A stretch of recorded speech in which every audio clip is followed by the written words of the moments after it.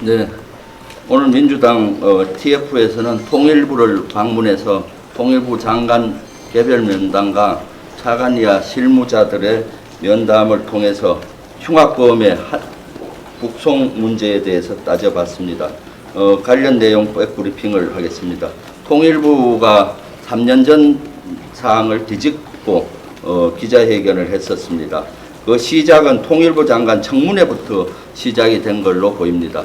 청문회 과정에서 통일부 장관 그 당시 후보는 이 사건, 특히 흉악범을 북송시키는 것은 잘못됐다라는 개인적인 생각을 하고 있었고 그 주장을 했었습니다.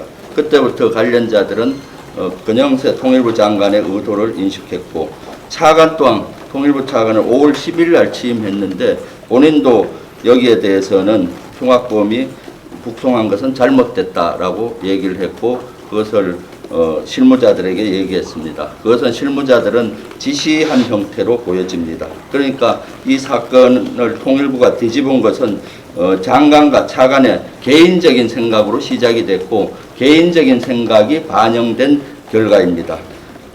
뒤집는 과정에서 세부적인 검토가 있었는지를 확인했습니다. 세부적인 검토는 없었습니다. 어떤 보고서를 작성을 해서 검토하진 않았습니다. 그냥 구두로 이렇게 실무자와 과장이 판단하고 보고를 했습니다.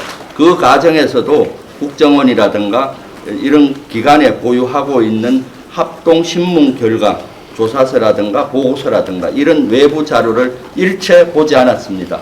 장관도 본 적이 없고 차관도 본 적이 없고 통일부 관계관 국장에서부터 모든 사람도 합심 결과를 본 적이 없습니다. 그냥 구두상으로 생각을 했던 걸로 보여집니다.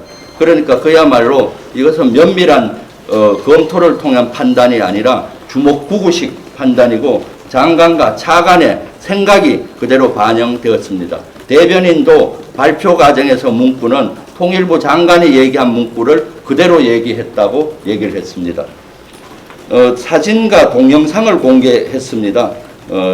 이 사진과 동영상 공개는 공개 전에 현 윤석열 대통령실 국가안보실에 있는 통일비서관을 통해서 관련 내용을 보고를 했습니다. 특히 사진, 동영상은 개인이 찍었지 않습니까? 이런 비공식 기록을 대외에 공개한 것은 이번이 처음이었습니다. JSA 안에서는 사진을 찍는다든가 동영상을 찍는 보안 규정이 있습니다. 그런데 JSA에 대한 보안 규정은 관련 실무자나 과장이나 부장은 알지 못하고 있습니다. 그래서 그 자체 통일부 내 보안 규정이 있는지를 따져봤을 때 현재까지는 없는 걸로 확인이 되었습니다. 그런 규정이 없다면 통일부 업무 처리에 큰 문제가 있다라고 생각이 됩니다. 그리고 지금까지 살인 기수본, 탈북을 해서 기순했는데 북한에서 살인을 하고 온 인원은 1명으로 확인이 됐습니다. 이 1명이었는데 이 1명은 국내법으로 처벌할 수가 없었습니다. 그래서 그 1명은 어떠한 처벌도 받지가 않았습니다.